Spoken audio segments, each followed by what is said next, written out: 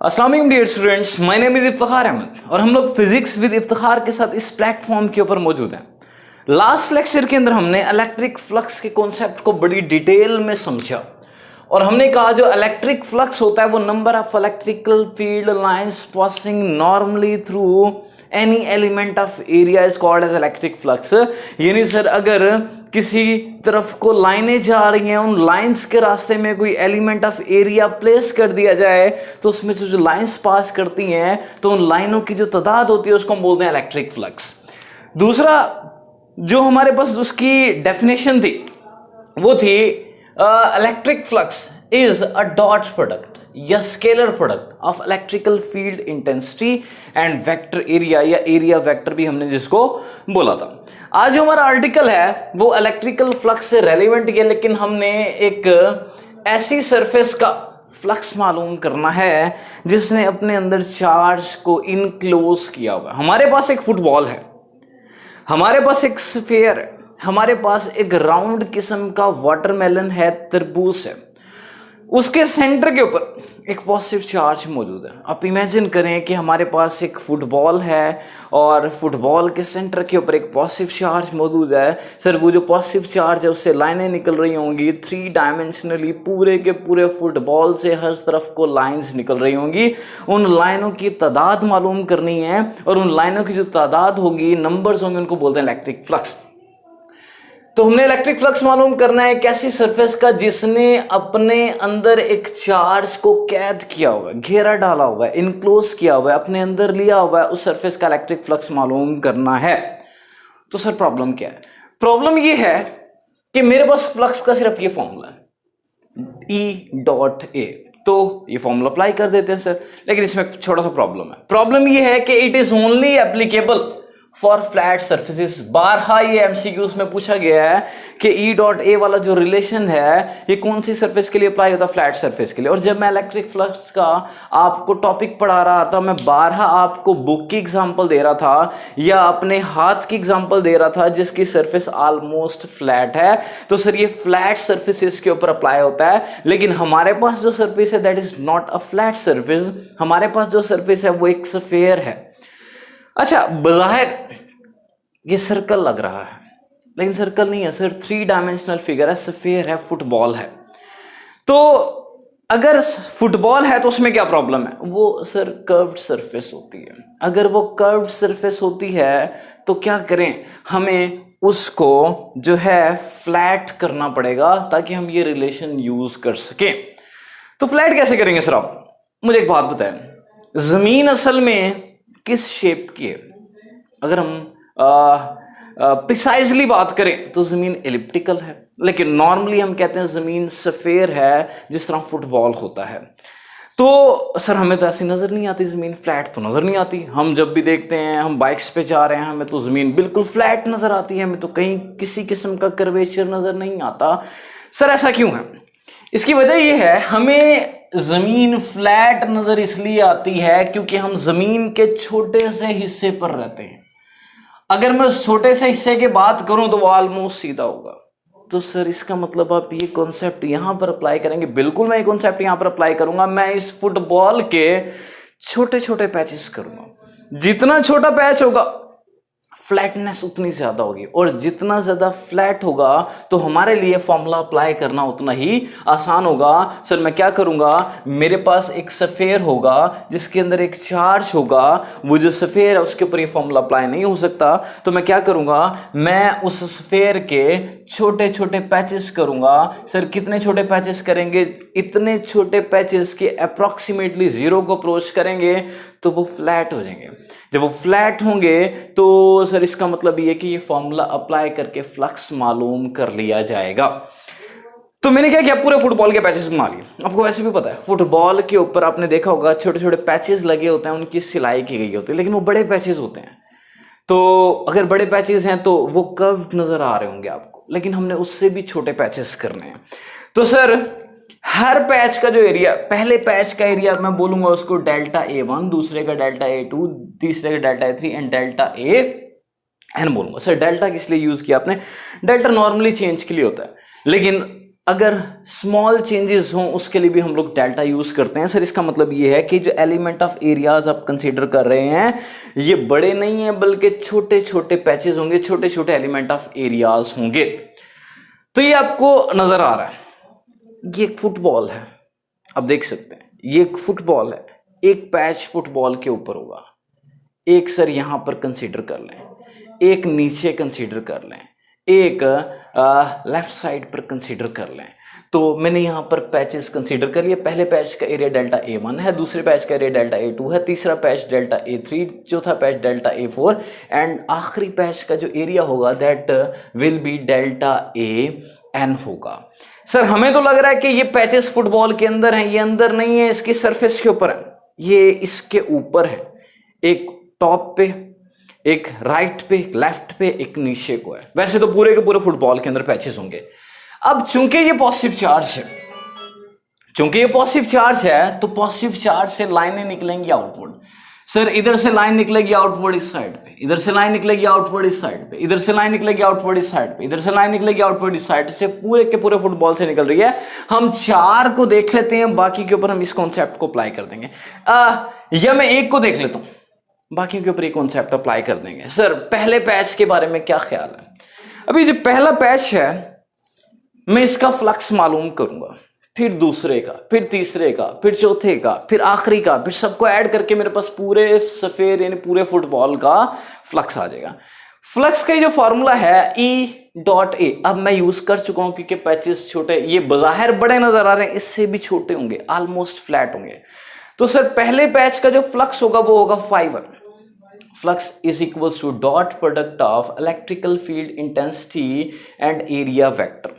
मुझे क्या करना पड़ेगा, उस पैच के ऊपर इलेक्ट्रिक फील्ड इंटेंसिटी और वेक्टर एरिया को देखना पड़ेगा। तो सर ये क्या था, इसका ये एरिया था, ये इस पैच का एरिया था। हमारे लिए एरिया इंपॉर्टेंट नहीं है, हमारे लिए वेक्टर एरिया इंपॉर्टेंट है। मैं उस पैच की बात कर रहा हूं जो फुटबॉल के ऊपर है, ये उसका एरिया है।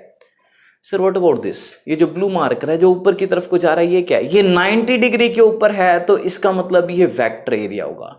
ये एरिया है तो ये जो आउटवर्ड जा रहा है ये वेक्टर एरिया होगा। सर अगर हम इस साइड पर आ जाएंगे, एरिया है तो जो इस तरफ जा रहा होगा वो वेक्टर एरिया होगा। सर अगर हम नीचे की तरफ को जाएं तो ये अगर एरिया है तो जो नीचे की तरफ को जा रहा होगा वो इसका वेक्टर एरिया होगा।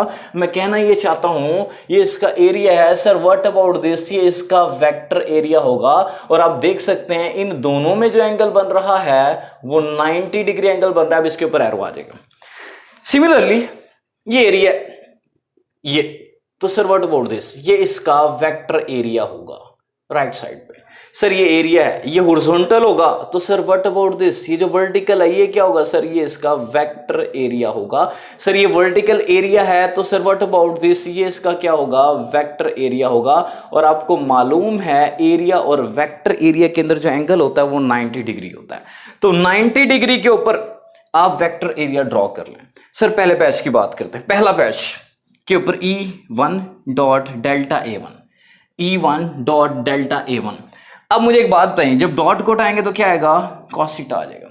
फॉर्मूला ये अप्लाई किया E डॉट A वाला, लेकिन पहले पैच के लिए E1 और एरिया वेक्टर जो है डेल्टा A1, डॉट को हटाएंगे तो cos थीटा आ जाएगा। Sir what about the angle between E1 and delta A1?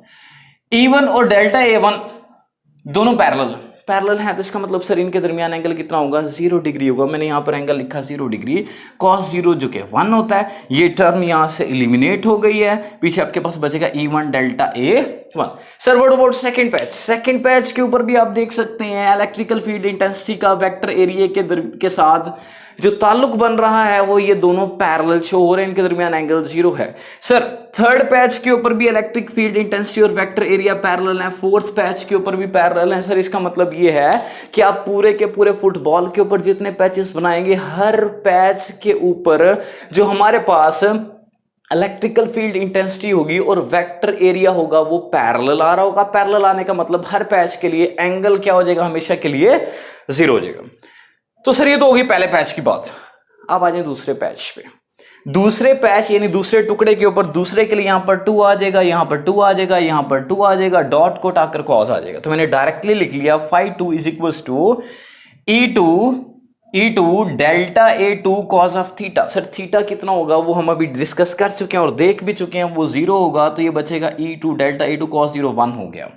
इसी तरह थर्ड पैच के लिए E3 delta A3 cos of 0, तो बचेगा क्या E3 डेल्टा A3। इस तरह आखिरी पैच के लिए En delta AN cos of 0 जो कि 1 होता है, En डेल्टा AN बचेगा।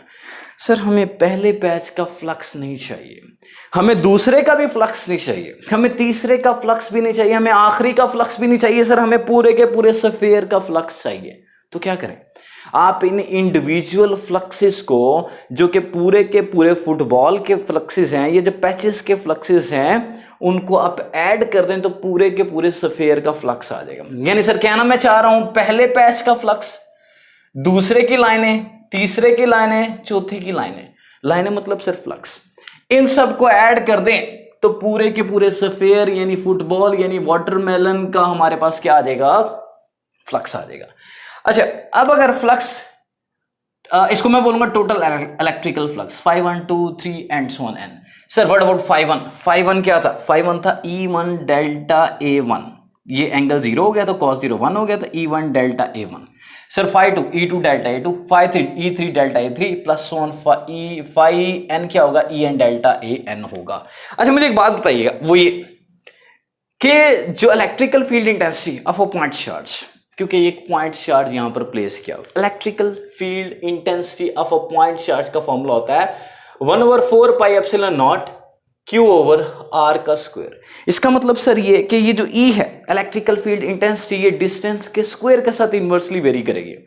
मुझे एक बात बताइएगा, ये फुटबॉल है, कौन सा पैच सेंटर के ज्यादा करीब होगा और कौन सा पैच सेंटर से दूर होगा? सर चूंकि ये फुटबॉल है, चार्ज कहां पर पड़ा हुआ, सेंटर पे, और पैचेस कहां है, फुटबॉल की सरफेस पे, तो सेंटर से लेकर सरफेस तक का फासला सेम होता है। सेंटर से सरफेस तक का फासला क्या होता है, सेम होता है। सर कहना क्या चाहते हैं, मैं कहना ये चाहता हूं हर पैच सेंटर से इक्वल फासले पर है, हर पैच का फासला कांस्टेंट है, तो सर इसका मतलब ये कहना चाह रहे हैं हर पैच के लिए E भी क्या होगा, कांस्टेंट होगा। हर पैच के लिए E का मैग्नीट्यूड कांस्टेंट होगा। सर E तो वेक्टर है, अगर डायरेक्शन वेरी कर रही होगी हर पैच के लिए, इसके लिए E इस तरफ को है, इसके लिए E इस तरफ को है, इसके लिए E इस तरफ को है, इस पैच के लिए इस तरफ को है, लेकिन सर मैग्नीट्यूड सेम होगा। मैग्नीट्यूड को कैसे लिखते हैं?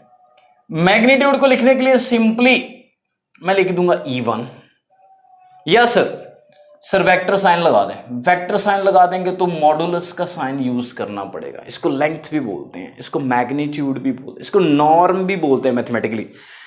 तो सर कहना क्या चाह रहा है, मैं कहना चाह रहा हूं कि ये जो मैग्नीट्यूड है पहले पैच की इलेक्ट्रिकल फील्ड इंटेंसिटी का, दूसरे पैच की इलेक्ट्रिकल फील्ड इंटेंसिटी का, तीसरे की, आखिरी का, सबकी वैल्यू इक्वल होगी। इसको इस तरह भी लिखा जा सकता है, इसको इस तरह भी लिखा जा सकता है। E1 का मैग्नीट्यूड, E2 का मैग्नीट्यूड, E3 का मैग्नीट्यूड, En का मैग्नीट्यूड, सबका मैग्नीट्यूड की जगह हम, चूंकि सब इक्वल है, सबकी जगह हम E लिख सकते हैं, या इसको ऐसे भी लिखा जा सकता है, इससे फर्क नहीं पड़ता। और इसकी जो मैग्नीट्यूड का फॉर्मूला है ये हमने पहले पढ़ा हुआ है, KQ ओवर R स्क्वायर, यानी 1/4 pi epsilon not Q over R square होता है।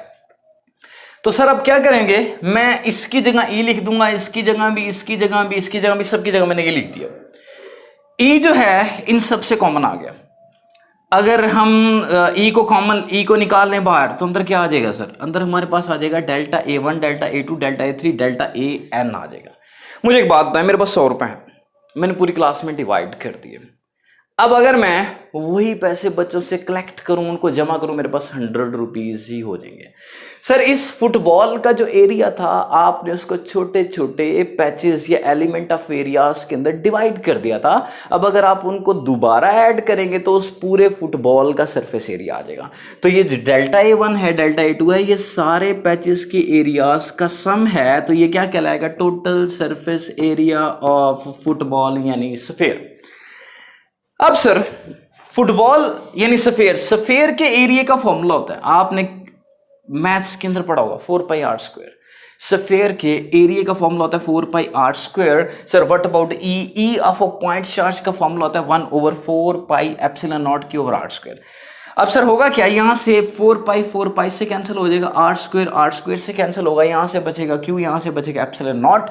तो फ्लक्स का फॉर्मूला किसके बराबर आ गया, क्यू ओवर एप्सिलॉन नॉट के बराबर आ गया। सर ये फॉर्मूला शो क्या कर रहा है, ये फॉर्मूला ये शो कर रहा है कि फ्लक्स जो है शेप या ज्योमेट्री के ऊपर डिपेंडेंट नहीं है।